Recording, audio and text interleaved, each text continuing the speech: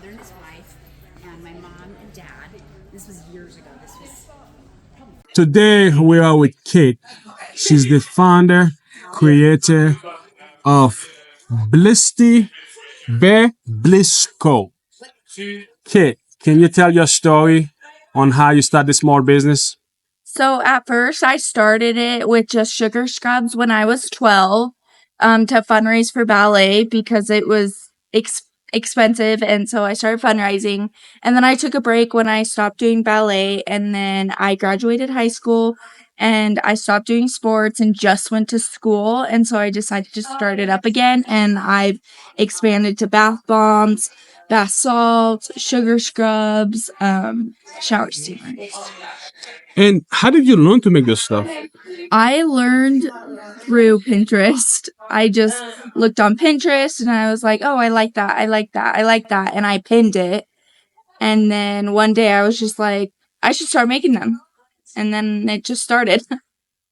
Fascinating. So explain to me, how do you make a bath soap?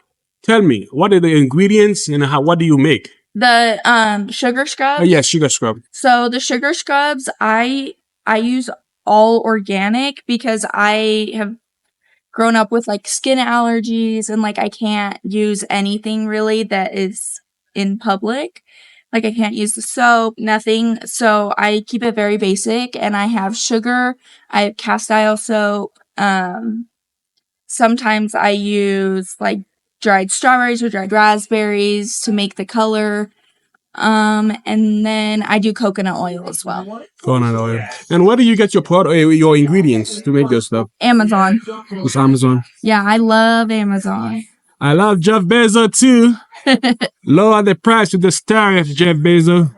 So when you make your items, how do you decide how much to make? What kind of scent to make? How do you decide that stuff? So I keep it like for the sugar scrubs, for example, I have ones that are like peppermint and lavender. And then I have ones that are sweeter. Because I personally like sweeter, but like if you're taking a shower in the morning or the night, you want a peppermint or a lavender to exfoliate yourself. I kind of try out a couple flavors, and then if they sell well, then I start making more. And my recipes, I know how many like big sugar scrubs I can make from that. So like one batch I can make 5 big ones, and then another batch I could make 12 medium ones. And so right now you have sugar scrub. What else do you have? I have sugar scrubs, bath bombs, bath salts, and shower steamers, and I started trying out lip balm as well. Wow. What is shower steamer? Shower steamer, so you put it in the corner of your shower and where it's not in direct water, and it bubbles up and it lets out the scent that you buy. And so like I have peppermint, I have lemon, which are used to like wake you up. I have lavender for night showers. And then I also have a healing one that can be used for either or. Okay. And why do you create so many different items? Is there a reason behind that? Just for like personal care. Like I use every single one of them. Okay. I mean, I don't take a lot of baths, but my baby cousin uses bath bombs. He's like, "Can I have one?" I'm like, "Sure." But I use the sugar scrubs a lot, especially before I like fake tan or anything. I use a shower steamer every morning and night, and they last about probably like 5 showers. So is there a personal preference? If you like it, if you use it, most likely you're gonna make it. Right, yeah.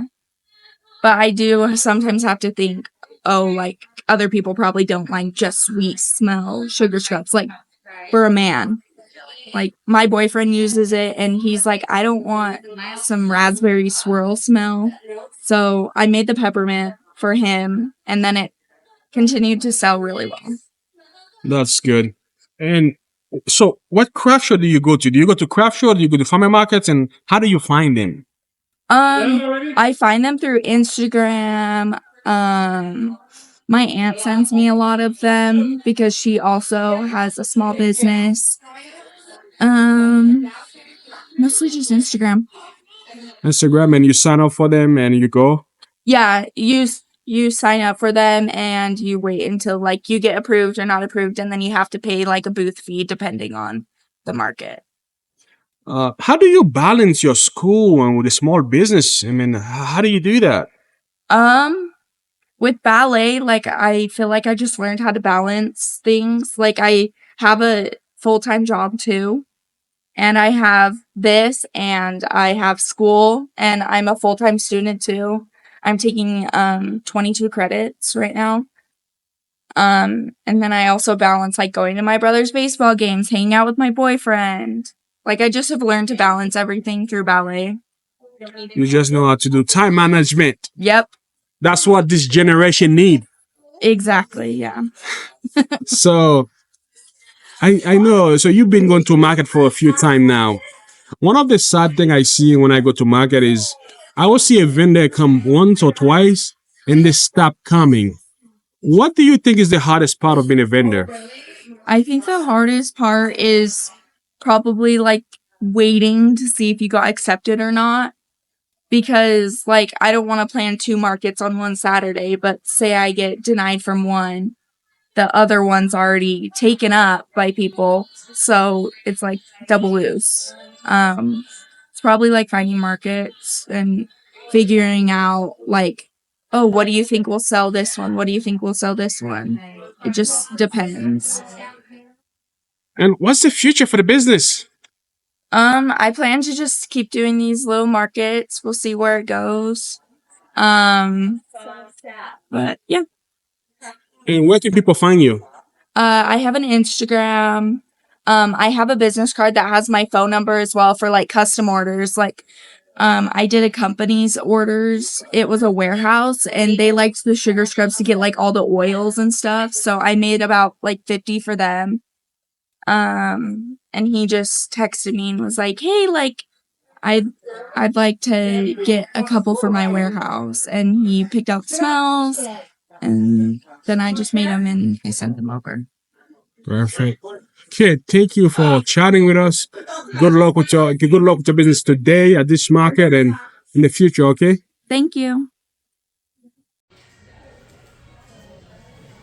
Today I'm with Shaylee, and she's the founder, creator of Regal Radius. Shaylee, can you Radiance. say that again? Regal Radiance. Can you tell your story how you create the business? Yeah.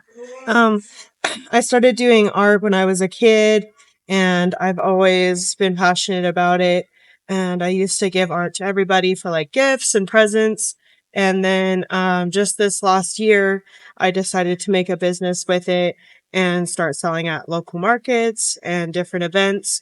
I had been doing drum circle at Liberty Park for like 9 years, just for fun and having like a really tiny little setup on the grass. And now I have a big setup and lots of stuff. I have a tent I can do outside, inside. And yeah, it's been fun definitely being outside, meeting different people and being downtown in the gateway and breweries and farmers markets and literally all over town trying to sell some art. So yeah. And then my next step, I'm about to start school this Monday for photography. And then I'm going to get some photography going with my business too. And it will also help me take pictures of my products and get it online better and help with that kind of aspect of being online. And one big part of being a business owner is you have to learn content creation on top of everything you're doing. It's really important in this day and age, and I want to try to get better at that. And I'm hoping photography will help me. And I've been looking at digital marketing and networking classes and stuff like that. So hopefully, the next couple of years, I'll see the business kind of come off the ground a little bit, and just excited to see where I go with it. Wow, that's cool. So how long have you been doing the business in total? I've only been doing it legitimately for a year, but before that, I've been doing it for like 9, 10 years, just not with a license or anything. I was just doing it for fun. And then it became more of a business, and I tried to make more of an actual living off of it and paying myself for my time and the product instead of kind of just giving it away for really cheap and giving it away in general like I used to. So Okay. And when you go to a market like this, I guess, how do you find the market? Do you just go on Facebook and you find them? I do a lot of networking. So like if I'm ever at an event or seeing people that are doing this kind of thing, I talk to them and ask them like what good ones that they do and ask them if the one that I saw them at is a good one. Like that's how I found this. I saw it online and wanted to come check it out. And I came down here because one of the vendors I knew was selling soaps. And she said she liked the market and everything. And I waited a few months for it to hopefully get busier than the last time she was here. And so hopefully today will be a good market. And there's a lot of nice vendors here, and there'll be food. And I like the fact that it's inside and outside. I've never had one like that yet, so that's cool. Yeah, I love the market that are indoor because you don't have to worry about the canopy or if it's raining or windy. Yeah, yeah. The wind and the rain can be an issue, but as long as you have good weighted sandbags, usually the tent should go anywhere. But I like being inside better. You don't have to worry about the elements. Yeah. So what's the future for your business? Hopefully one day I will have my own online shop and people can go online and purchase on there as they please. And I think even if I get to that point, I'll still do pop-up markets locally, just because it's fun and I like to get immersed in the state of Utah and meet people and get my business out there and let people know who I am and learn who they are. And it's just really fun to get out and about and do all the things. But hopefully one day, I'm working on a website right now and I want to have everything listed on there so people could go to my Instagram or Facebook and just go to my shop, or they can just look up www dot, whatever it's going to be, and then they can go purchase directly online. Because I've noticed people like to shop on their phones now more than in person. So I really want to get that aspect down. I really want to get photography as a part of my skill set. And I'm always growing, always learning, doing different art classes and different things. I might even learn how to blow glass. But yeah, like the opportunities are endless because my business is an arts and crafts business. So it's not just drawings, it's not just paintings. There's jewelry, there's keychains, there's vinyl stuff. I have like little crafts you can do. I always try to have something different on my table. So That's perfect. One of the hardest thing I see when I come to market is I see vendor that come for one show and they stop coming. yeah. What do you think is the hardest part of being a vendor?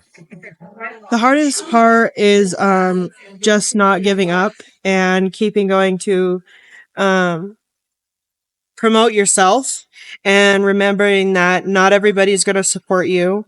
You usually you're going to be your biggest supporter.